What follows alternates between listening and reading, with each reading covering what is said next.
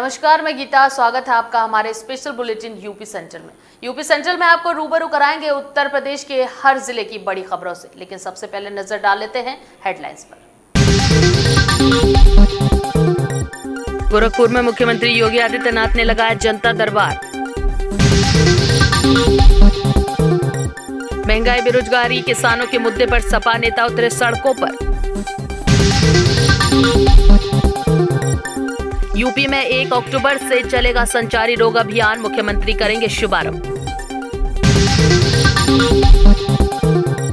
पीलीभीत में खेत में किसान पर टाइगर ने किया हमला।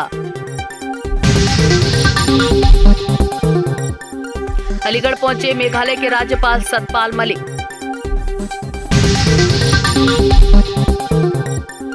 $200 करोड़ के मनी लॉन्ड्रिंग केस में फिर जैकलीन से होगी पूछताछ।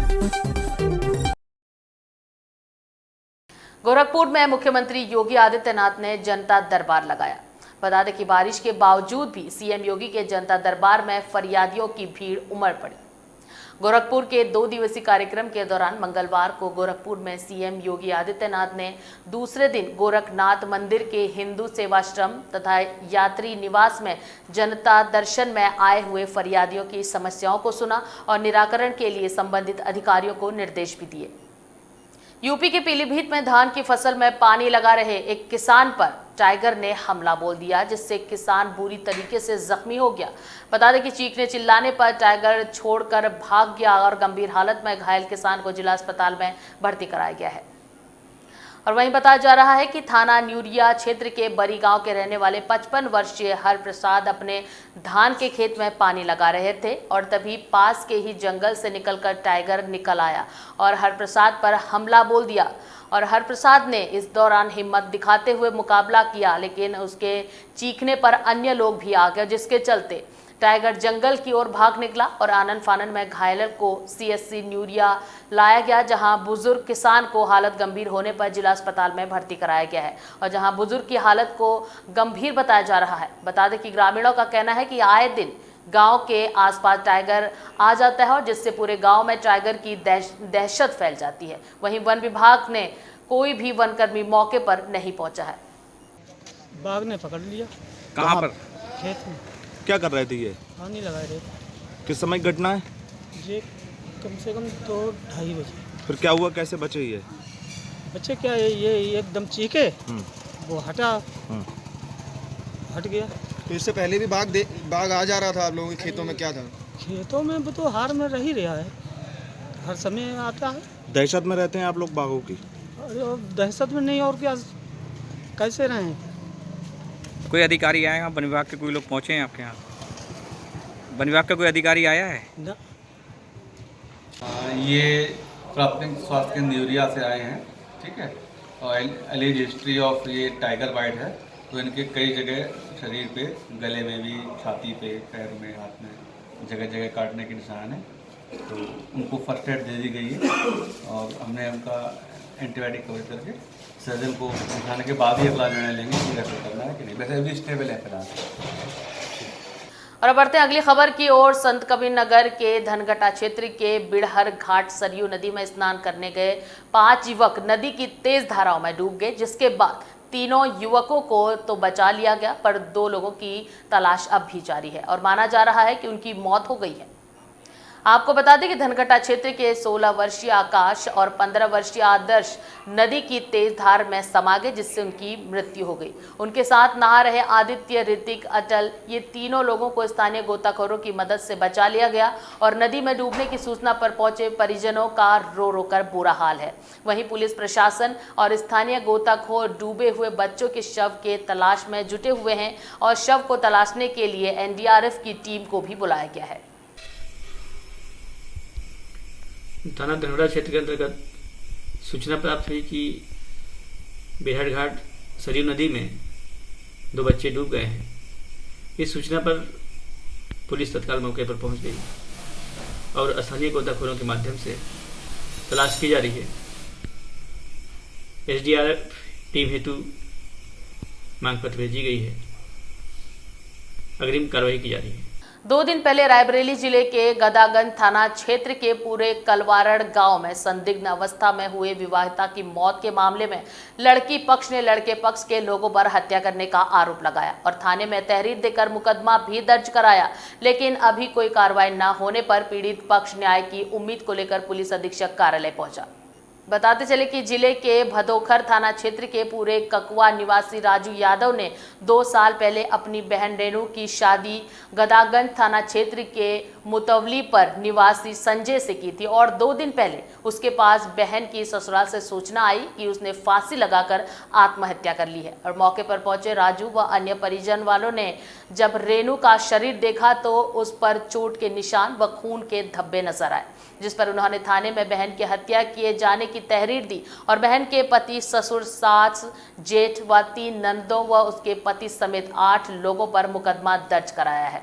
लेकिन 2 दिन बीत जाने के बाद भी पुलिस के कोई कार्रवाई न करने पर अपने आसपास के ग्रामीणों और रिश्तेदारों के साथ पुलिस अधीक्षक से न्याय मांगने के लिए उनके कार्यालय पर जा पहुंची। फिलहाल पुलिस अधीक्षक ने मामले की जांच कर उचित कार्रवाई का आश्वासन दिया है। मेरी बहन की हत्या कर दी गई है और मुझे उनके ससुर ने सूचना दी कि आपकी बहन की फांसी लगा ली। जब मैं मौके पे पहुंचा तो ज़मीन पे लेटी मिली, जिस पे शरीर पे ब्लड लगा था और शरीर पे घाव के निशान थे और हमें आशंका है कि हमारी बहन के साथ हत्या की गई है। अभी तक रिपोर्ट दर्ज हो जाने के बाद भी गिरफ्तारी नहीं हुई। हमें आशंका है कि पुलिस झेल मेल कर मामले को दबाना चाहती है। हम चाहते हैं कि जल्द से जल्द गिरफ्तार करें और मुझे ये भी आशंका है कि पोस्टमार्टम रिपोर्ट में बदलाव किया भी जा सकता है। थाने का मामला है? ये थाना गदागंज ग्राम सभा जी, उनके सास, ससुर, पति, देवर और ननद और नंदोई पे शक है मेरा। आज कहाँ पे आए सब लोग? अभी हम एसपी ऑफिस में आया हूँ। मुलाकात हुई? जी बिल्कुल मुलाकात हो गई। मैंने ज्ञापन दे दिया है, मुझे आश्वासन दिए हैं क्या आश्वासन मिला है? कि जल्द गिरफ्तार किया जाएगा। और रुख करते हैं अगली खबर की ओर। यूपी में गैर मान्यता प्राप्त चल रहे मदरसों पर लगाम लगाने के मकसद से योगी सरकार बेहद ही सख्त हो रही है और ऐसे में बिजनौर में चल रहे मदरसों के सर्वे की आज से शुरुआत हो गई है। अल्पसंख्यक विभाग के अफसरों के 3 मदरसों का सर्वे किया गया है, जिसमें कई खामियां देखने को मिली है। बता दें कि बिजनौर में मदरसे की शुरुआत अंजुमन खादिमुल यतामा वल मदारिस से की गई, जिसमें अफसरों ने जांच पड़ताल में पाया कि 1921 से चल रहे मदरसे की मान्यता थी, लेकिन नवीनीकरण नहीं कराया गया। इसके साथ ही मदरसों में उर्दू की तालीम दी जा रही है, जबकि हिंदी मीडियम की शिक्षा से मदरसों के बच्चों को दूर रखा जा रहा है। शहर के दूसरे मदरसे में पहुंची टीम ने मदरसा जामिया इस्लाहुल बनात में सर्वे किया और जहां पर कई सालों से लेडीज मदरसा पिछले कई सालों से बिना मान्यता के बखूबी चल रहा है। हम अभी सुबह से तीसरे मदरसे में यहाँ पर आए हैं और जो हमने सर्वे में देखा, वहाँ पर जो गैर मान्यता वाले मदरसे हैं वो मोस्टली दीनी तालीम दे रहे हैं। ज़्यादातर मदरसे ऐसे ही हैं। कुछ मदरसों ने हालांकि ये बताया कि उनके यहाँ दीनी तालीम के साथ साथ दुनियावी तालीम भी दी जाती है, हिंदी अंग्रेजी भी पढ़ाई जाती है, उर्दू भी पढ़ाई जाती है। और कई मदरसों ने ये भी बताया कि उनके बच्चे दीनी तालीम उनके मदरसे में ले रहे हैं और दुनियावी तालीम के लिए दूसरे स्कूलों में एडमिशन भी है उनका। जैसे यहाँ पर हम आए हुए हैं इस मदरसे में, इसका नाम फैज़ुल इस्लाम मदरसा है। ये यहाँ पर 250 बच्चे पढ़ते हैं, जिनमें से 150 बच्चे दूसरे स्कूलों में भी एडमिशन है। यहाँ के जो इंतज़ामिया हैं उन्होंने बताया ऐसा। मैं यहाँ पढ़ाता हूँ मदरसा फैज़ुल इस्लाम, बाहर वाली मस्जिद, मोहल्ला मिर्दागान। यहाँ जो है 250 के आसपास बच्चे पढ़ते हैं, जिनमें से 150 बच्चे स्कूल में भी जाते हैं और जो है 100 बच्चे जो हैं यहीं पर रह के क़याम करते हैं और तालीम हासिल करते हैं। तालीम की अगर बात करें तो कौन कौन सी तालीम यहाँ पर दी जाती है? तालीम नादरा, हिफ्ज़, कुरान और तजवीद, उर्दू वगैरह। हिंदी मीडियम में कोई सब्जेक्ट? हिंदी मीडियम जो है कुछ बच्चे ट्यूशन वगैरह भी जाते हैं। तो आपके यहाँ मदरसे में नहीं पढ़ाया? नहीं, अब मदरसे में नहीं पढ़ाया। कुछ कंप्यूटर की कुछ जानकारी देते हैं, कुछ पढ़ाते हैं कंप्यूटर के बारे में? नहीं, कंप्यूटर लाइन से भी नहीं है। अच्छा, अगर बात करें बच्चों के खर्चे की, तो खर्चा कैसे चलाते हैं आप? खर्च जो है बस महल्ले वाले और जो है शहर से चंदा होता है ज़कात, खैरात, इमदाद जो भी उससे मदरसा चलता है। और अब खबर है अलीगढ़ से। अलीगढ़ में 2 अलग अलग मदरसों का सर्वे करने नगर शिक्षा अधिकारी पहुंचे।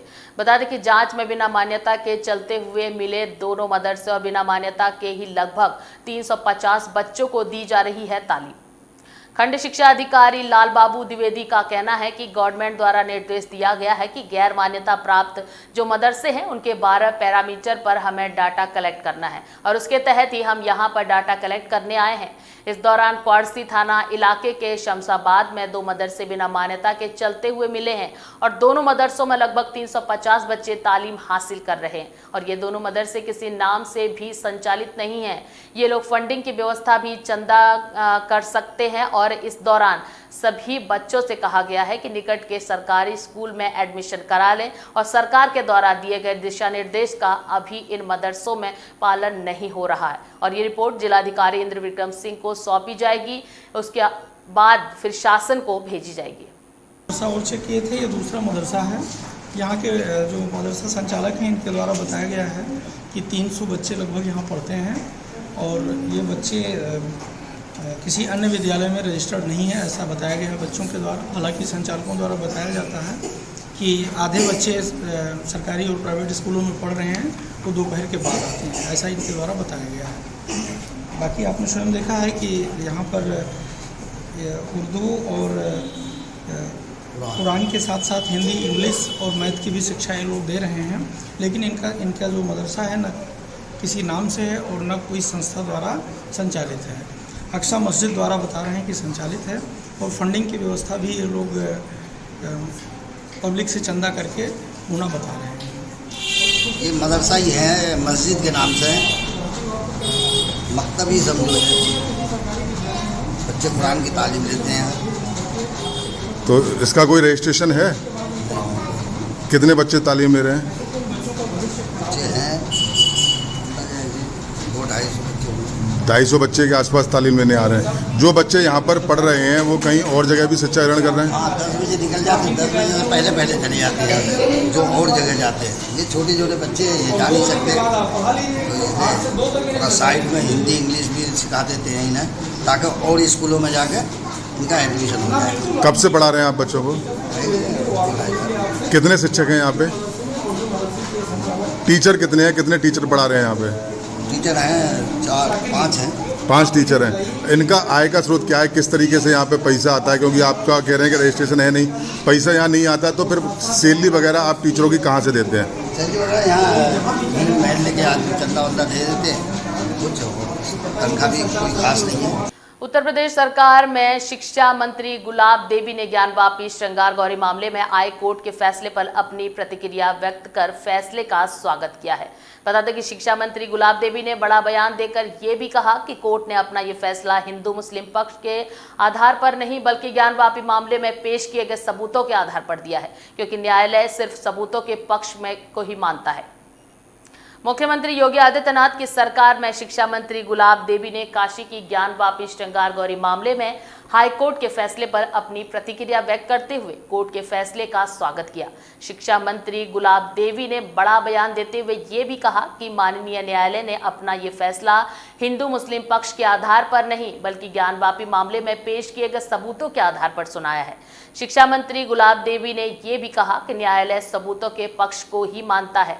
कोर्ट का जो फैसला सामने आया है, ये फैसला सबूतों के आधार पर सुनाया गया है। और अब खबर है पीलीभीत से। पीलीभीत में पुलिस ने ऑफिस मर्डर केस का खुलासा करते हुए 3 आरोपियों को गिरफ्तार कर चालान किया है। वहीं पुलिस ने आरोपियों से आला कत्ल भी बरामद कर लिया।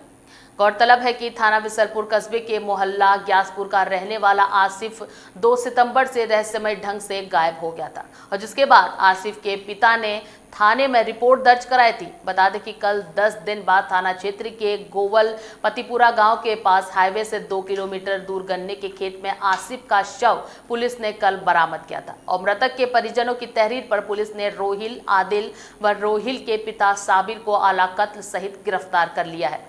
वहीं बताया जा रहा है कि रोहिल और मृतक आसिफ दोनों दोस्त थे और पैसे के लेन देन को लेकर दोनों में विवाद खड़ा हो गया था और ये बात रोहिल ने अपने पिता साबिर को बताई तो इन लोगों ने मिलकर आसिफ की हत्या का प्लान बना डाला और कस्बे से बाहर गन्ने के खेत में ले जाकर शराब में नशे की गोलियां डालकर पिलाई, फिर उसका गला रेतकर उसकी हत्या कर दी गई थी। देखिए, बीसलपुर थाने में एक आरिफ नाम के 19 साल के लड़के 2 तारीख तक गायब, घर से निकला शाम को और घर वापस लौट के नहीं आया।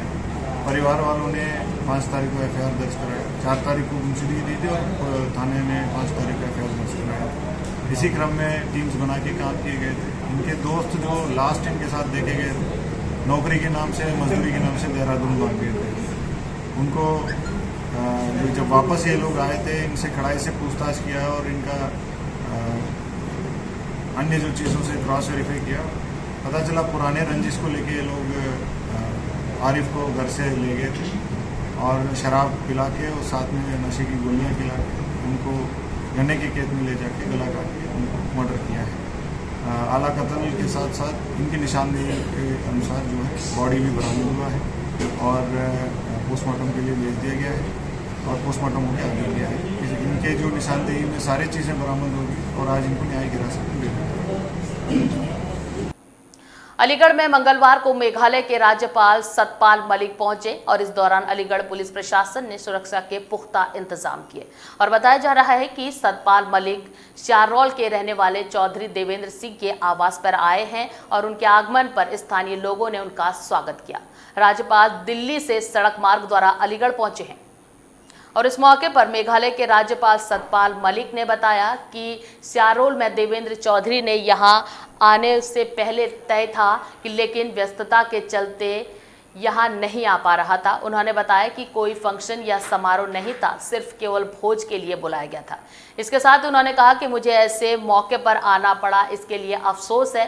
वहीं ज्ञानवापी मंदिर मसले पर उन्होंने कहा कि न्यायपालिका का निर्णय ही फाइनल है और उसके निर्णय को सबको मानना चाहिए।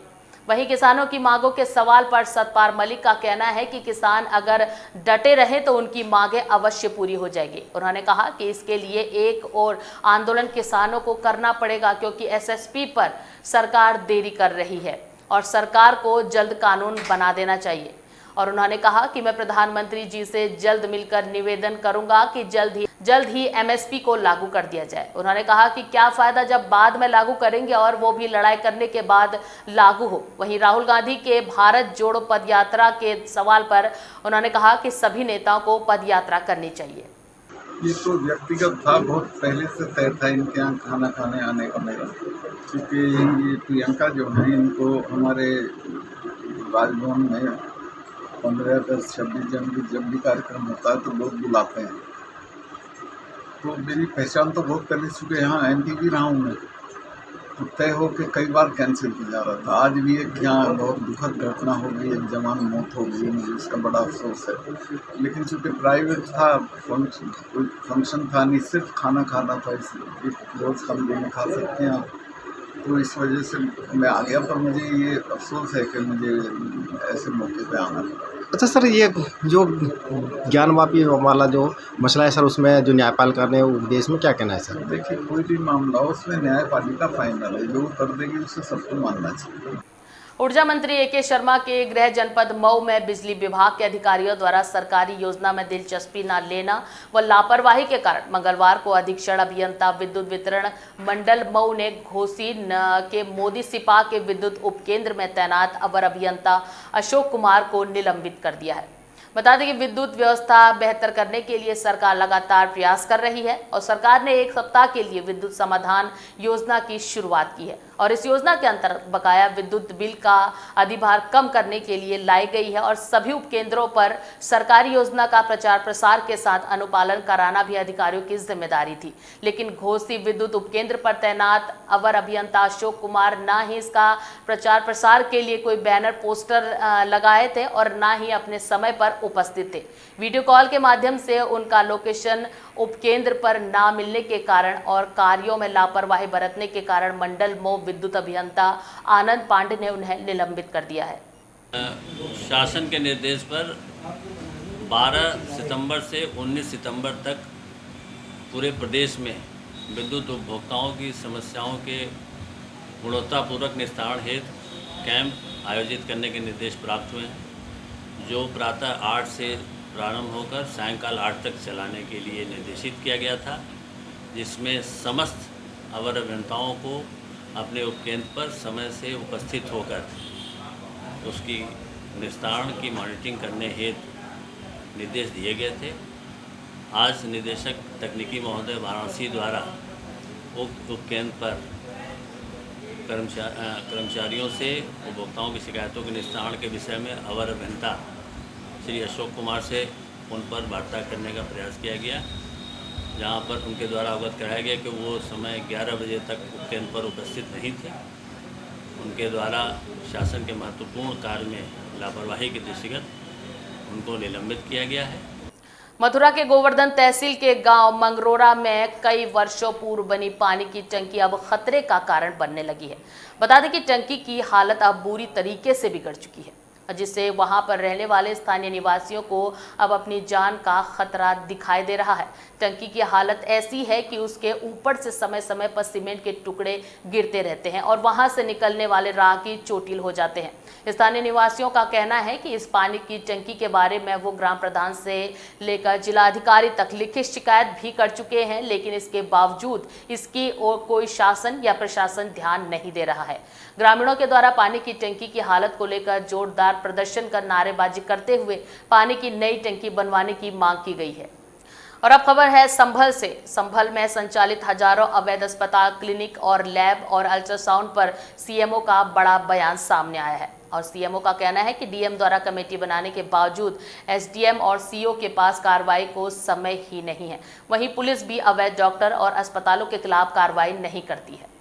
जिले में अवैध अस्पताल एवं क्लिनिक को लेकर किए गए सवाल पर सीएमओ ने माना कि जिले में झोला छाप डॉक्टर और अस्पतालों की भरमार है, जिसको डीएम ने एक कमेटी बनाई थी जिसमें एसडीएम और सीओ तथा डॉक्टर की टीम अवैध अस्पतालों के खिलाफ कार्रवाई करनी थी, मगर एसडीएम और सीओ के पास कार्रवाई को टाइम ही नहीं है। अकेला डॉक्टर जाता है, कार्रवाई करता है, मगर इसके बाद पुलिस अवैध डॉक्टर के खिलाफ कोई कार्रवाई नहीं करती।